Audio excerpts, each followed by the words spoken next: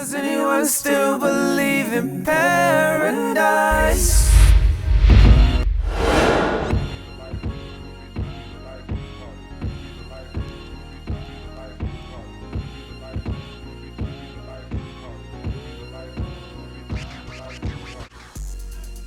With a career that began at age 21, Timon Durrett has been in the acting game for nearly 30 years. Most recently known for his portrayal of Davis West on Queen Sugar and as Lavelle in Stuck With You, we've been able to see him be riveting on the screen again and again.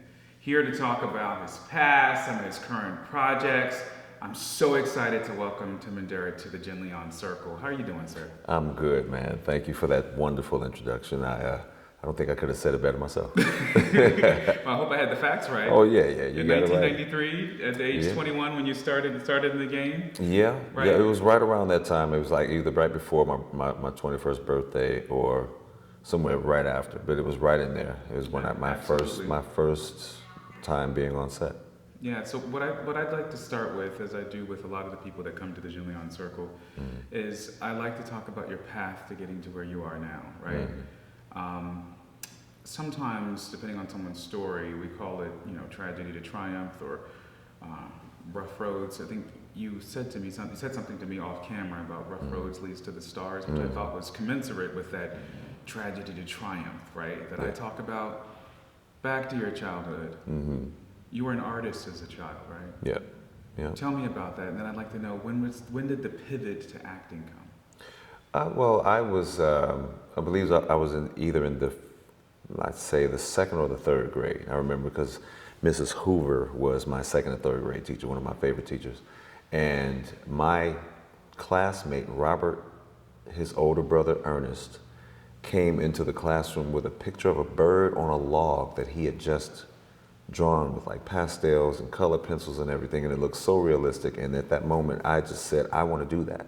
And I had already been drawing before because I already had an affinity for art. But when I saw that, I just stepped my game up, and then I just realized that I had a natural knack for it.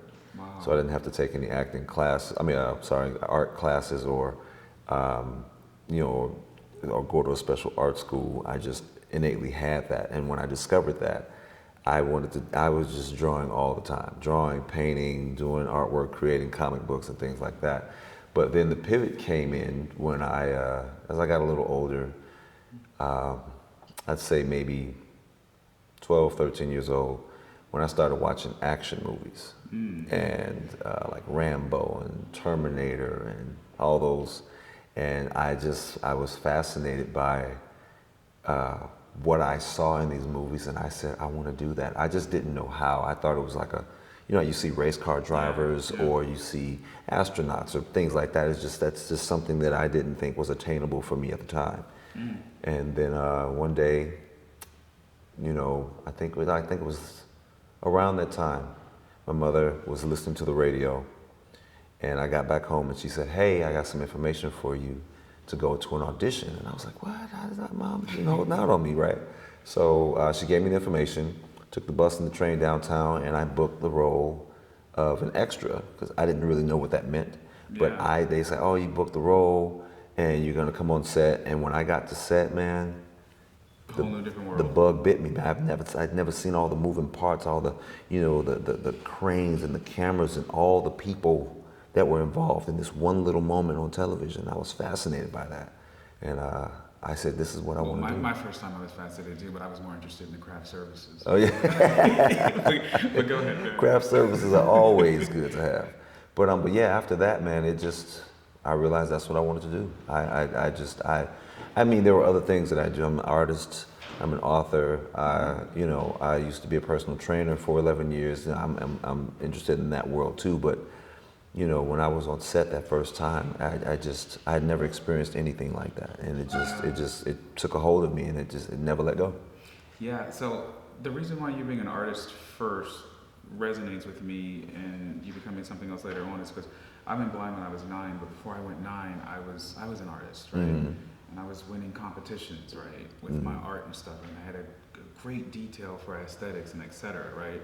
But obviously, when you went blind, it's like you can't It just changes things. Yeah, it changes things a little bit. You can't really, draw a picture of someone's face anymore, right? Right. But then music became my art, and so for you, you went from the artistry, obviously, of art itself to what we call on-screen art, right? Which I think is great. So when you went to college, you did mass communications, correct?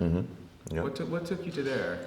Well, in high school and in grade school, I growing up, I was always reading. I grew up with books in my hand all the time, reading. And so I had not only an affinity, but a propensity for remembering definitions and words and understanding sentence structure, subject-verb agreement, things like that. I just knew because I grew up reading a lot of material. And I just thought that, like communications would be something easy, and I went into print emphasis because it emphasized, copy editing and all that kind of stuff. Yeah. And it was something else that I wouldn't have minded doing as a career. That's great. If the acting bug invites you. Now, I want to talk more about your acting career a bit later, but the reason why I pivoted to the mass communications piece of it is because you, as you said earlier, you did become an author. Right? And I think for some personal things that are going on in my life and personal things that might be going on in the lives of the audiences, I think the title, Who the Hell Do I Think I Am, is extremely powerful, right? You've been quoted as saying that the hardest person to lie to is yourself, right? Which also resonated with me. Take me to the mindset you were in when you decided to write that book. Who the hell do I think I am? It was on a Sunday morning, and you have visions and dreams and aspirations and things that you want to make manifest in your life. And this one morning, I don't know what happened, it just hit me, and I just stopped and said, what am I doing? What am I doing right? What am I doing wrong? What could I be doing better? What should I not be doing? And all these questions just started to flood into my head, and I didn't have anything to do that day. It wasn't a particular day of anything that I had on my mind. It's just that stuff just flooded in. And so I started writing things down. And each question led to another question, like, what do I want? Like, what do I want specifically? Where do I want that to be? Who do I want to be in my life when I get that thing that I want? What do I need? What do I think I need? All of these questions. And then it started to become not external, it became more internal. Like, how do I get that? How do I become the person to attain what I want? And then it just smacked me in the face. Like, it was like somebody's asking me, in an interview, like, who the hell do you think you are, man? Yeah. Who are you? Who the hell are you? And what resonated with me is that when I asked that question, I didn't know. And so the title of the book came from the next question: who the hell do I think I am? Because maybe it's my thinking that's causing me to be the person that I don't want to be. I'm not achieving the things that I want to achieve. I'm not moving in the direction I want to move into. So my thinking is what I need to get a hold of and get a real, true understanding of what it is that my mindset is manifesting in my life. So who the hell do I think I am? It was the question that was in my spirit, and it just came out on paper. What I love about the book is that, albeit the title is Who the Hell Do I Think I Am, in the book, it really celebrates someone getting to a point where they know who they are, right? So with that, who are you? I am a genius. Now, I asked my question that, and a lot of people ask, if you could sum yourself up in one word, what would it be? And I would say me. And what me is, the me that I am, I'm the only me that there is, and I'm the only me that I know how to be. That me is, it's like having a book. And you have a book, and that book has a title. But that title is just one thing. But inside that book, there's all of these layers. The layers are the pages, and the pages, each page has a message, and each message has a meaning, and each meaning has a purpose in your life. So for me, I am a person, human being, a man who's still learning who he is every day. It's a level of self-discovery. Like every day I think, what do I know? What don't I know? What do I want to know? Who do I want to be? And it's a constant evolving, revolving thing that I am becoming, and I still don't know yet, to be honest. And what I like that about that, still don't know yet, that's humility, because I believe that, life is a journey, right? Yep. And being a lifelong student is the only way you can have a healthy journey, right? So not knowing yet and still discovering it means that you're still learning. Yep. Right? And I think that's the humility in it. Who the Hell Do I Think I Am can be classified as a self-help book with transferable concepts for mental health. Now, and the fact that, from a mental health perspective, like, for example, I'll give an example.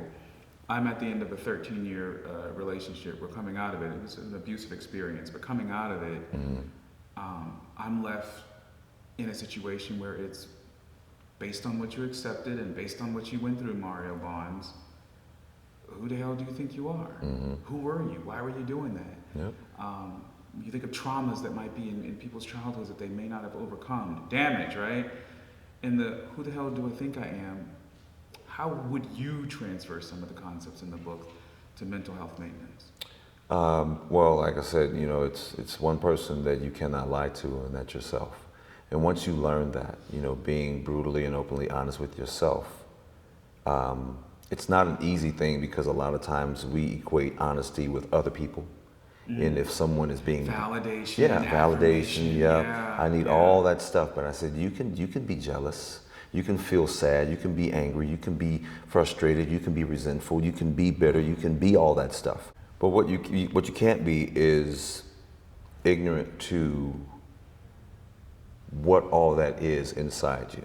It's like trying to, it's like you have something in front of you and you're trying to deny that it's there. It's like me saying, oh, no, Mario's not sitting right here. And you know that he is. But when you have all of this stuff inside you, the mental health aspect for me is not denying who I am. Because once you understand who you are, then you can better operate within that and without that. It's just like you would not try to put a saddle on a house cat. Because you understand what that is. That's a cat. You cannot do that. And you wouldn't want to have a litter box in your house for a horse, because you understand what that would lead to. So when you understand, I know those are crude examples, but but when you understand who you are inside, then you know how to operate. It's just like a mechanic. You bring a mechanic a Porsche, he's not going to operate on that Porsche the same way he would operate on a motorcycle, because he understands specifically what this is. And once you understand specifically who you are, what your constitution is, then you can start to move forward. And the mental health aspect, as I said, it would be, in my experience, it was easier when I made sure that I did not try to convince myself that I wasn't something or someone that I was not. What were your biggest doubts about yourself? If I was doing things the right way. A lot of times it was how do other people feel about what I'm doing, when it didn't even involve other people. That level of validation that you need. Hey, good job, even though it wasn't something that was, that needed any validation. And I think that came from wanting so much in my life, and sometimes, not getting it. It feels like, am I not good enough, or did I not do the right thing? And when things don't go your way, a lot of times, being the human beings that we are, we jump into self-loathing and self-doubt, like, oh, I'm not good enough, I did that wrong. But understanding that the only way a child learns how to walk is because it kept falling. Babies didn't get up and just start walking. There's always a challenge, there's something more. But I've never seen a baby wanting to learn how to walk, fall the first time and say, oh, well, I guess that's it, I'm gonna stop. You keep going, and the keep going, the continuation of the things that you want to do, that's what's going to lead to getting out of that self-loathing, that regret, that doubt, that thing where you're afraid to do anything because of how you feel about yourself, because of how you feel about other people's feelings for you. I'll say that again. You got to get out of feeling sorry for yourself because of how you feel about yourself based on how other people feel about you. As I said in the book, what you say to yourself about yourself while you're by yourself, and what you say to yourself about yourself while you're by yourself, determines your self-worth. And you have to start there because mental health, the mental health aspect of it, in my experience, which is one of the reasons I wrote this book, is it's an acceptance. And acceptance has to come with understanding, and understanding comes with change. Once you realize that you're not who you thought you were, that requires action. And if you don't act, and I'm talking about action in thought, action in deed, all of that to transform yourself into the person. And like you said, you're constantly evolving. But what we do in life, we kink the hose because we're afraid to move forward. Once you let that hose go and everything starts to flow, it's much better for you. But what we do is sometimes, and I say we because I know I've done it, other people that have told me that the book helped them, people who haven't read the book that told me about what was in the book. You know, it's not too far removed from other people's experiences. When you let go and understand who you are and how you are, that's going to take away the stagnation.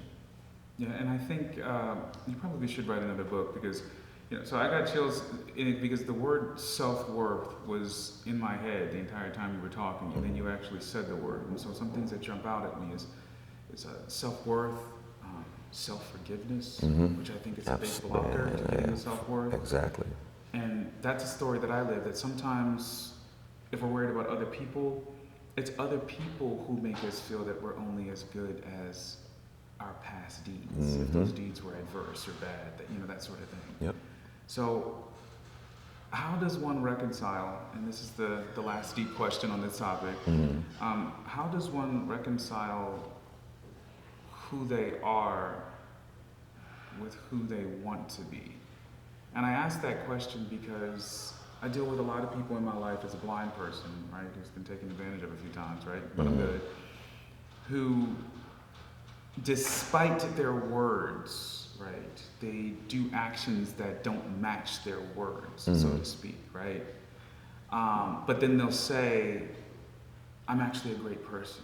I'm actually this, but they don't show it. Right. And I've always thought that you're confused. If your default is to be this way, if your default is to be a jerk, abusive, right, confused, etc., but then behind all of that, you say, oh, I'm actually a great person. I would say, you're confused with who you are versus who you want to be. That good person is who you want to be, but you're not.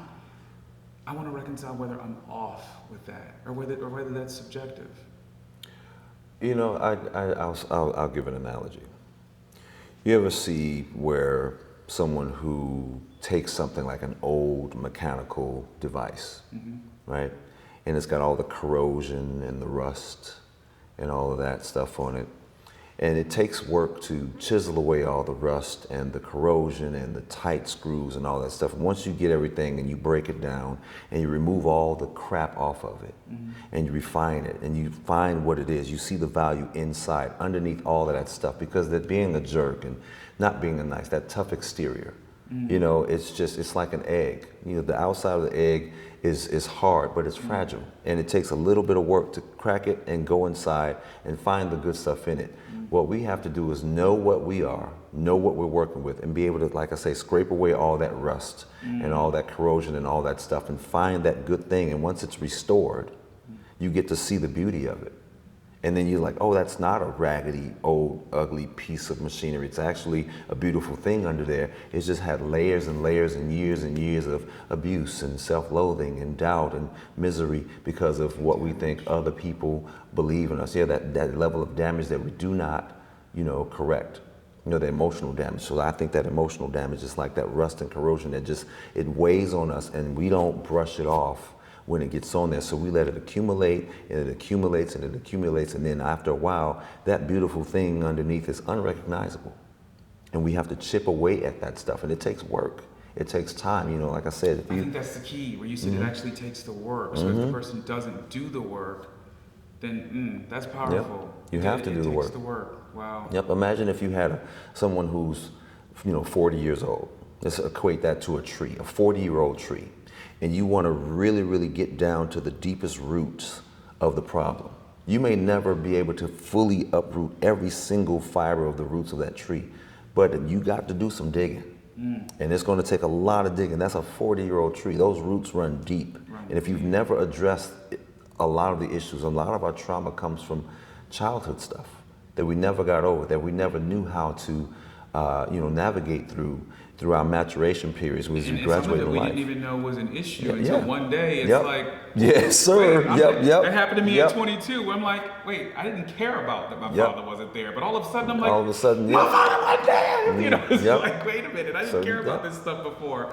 But I think that's great. So I definitely hope that you read Who the Hell Do I Think I Am, because it's a fantastic read. Thank you. With that being said, you weren't an athlete in real life.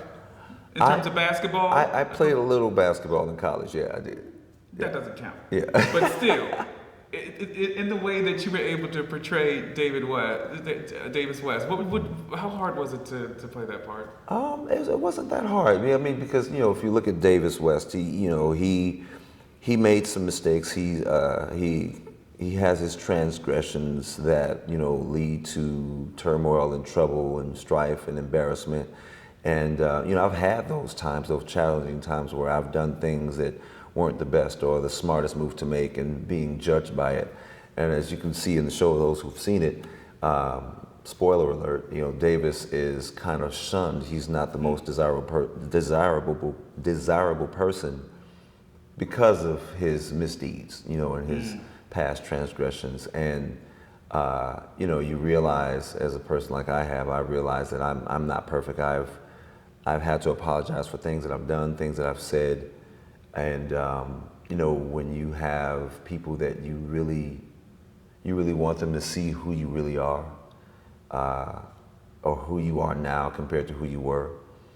But some people want you to pay for your past for the rest of your life. And so that's how I was able to convey a clear message through myself into Davis West, because I still have that to this day, where there are people that won't forgive you for being human, for making mistakes, won't accept you even after vehemently and sincerely apologizing. And I think with Davis, one thing that's it's like a subtext to his character, that he's not going to apologize. He's not going to spend the rest of his life apologizing for his past.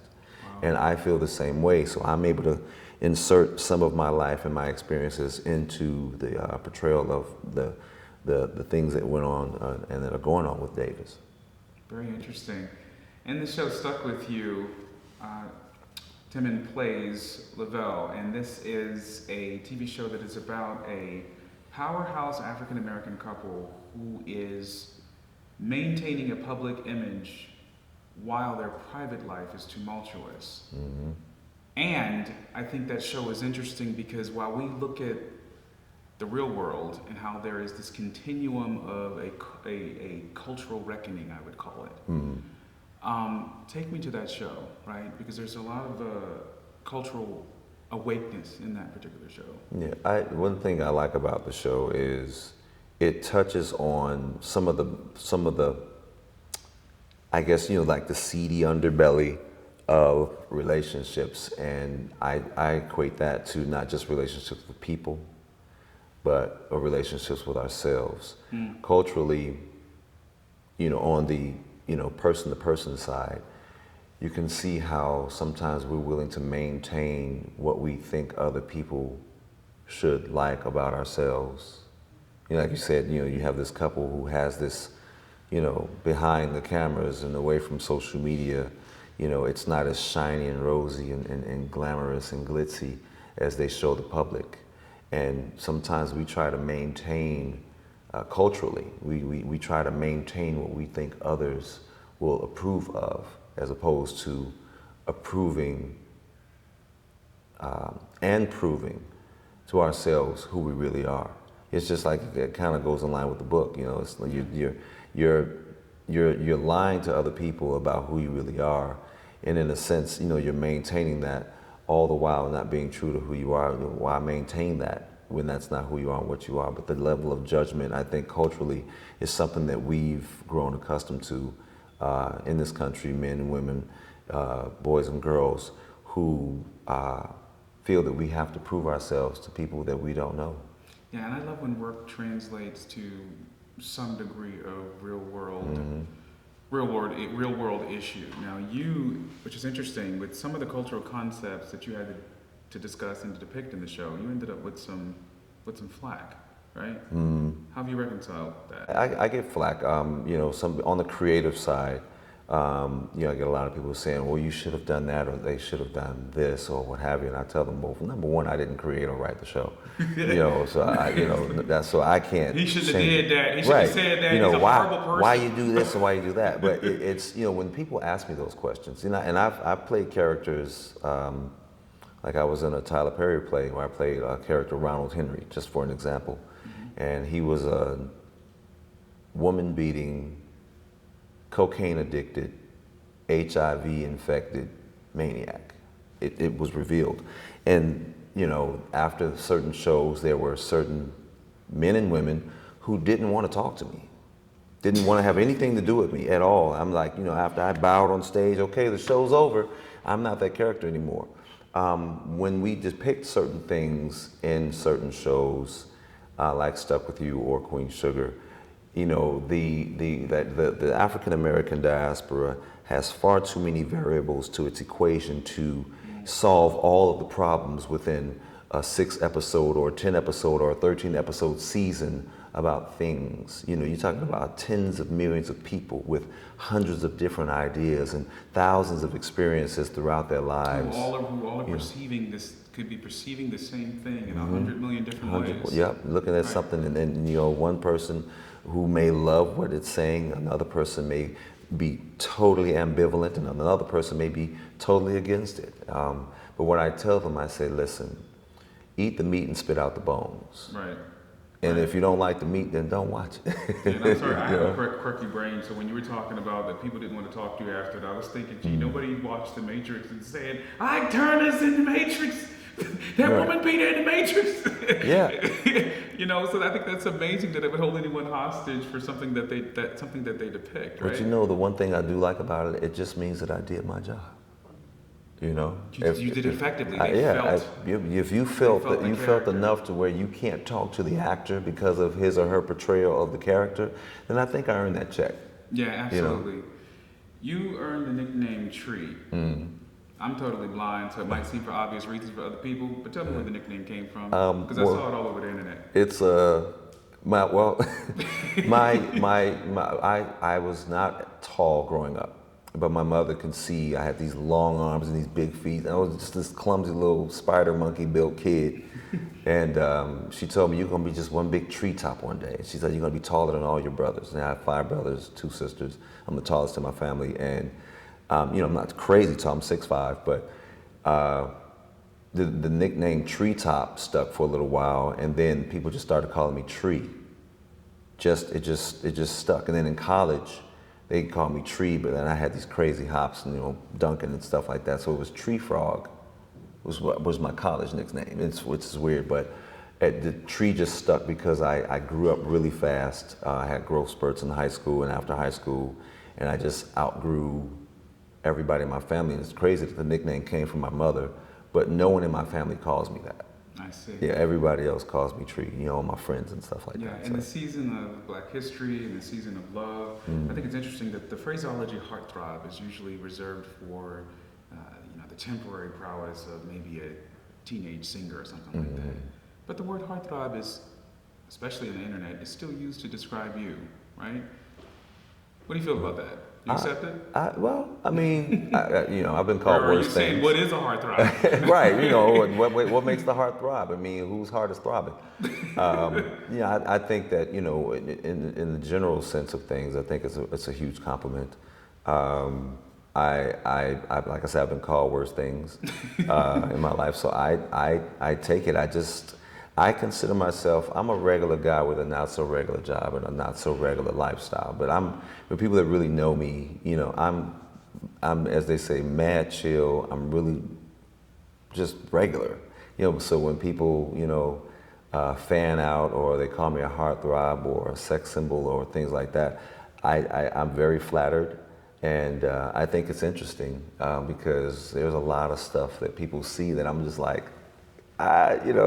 I don't really see it. I mean, I know by societal standards what people see and how they perceive people and what they like and things like that. But I still, to this day, I haven't gotten used to it. I don't think I ever want to get used to being called that. Yeah, but there's that word humility. Yeah, right? but I think that it's kind of cool. You know, people are like, oh, you know, he's a heartthrob. I'm like, oh, great. At least you're not calling me something else. Yeah. You know.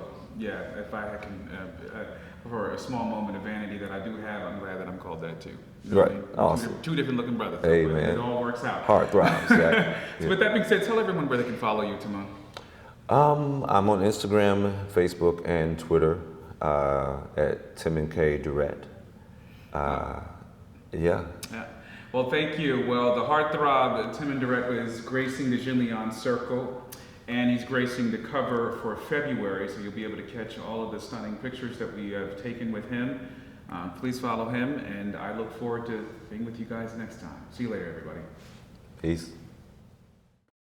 Does anyone still believe in paradise?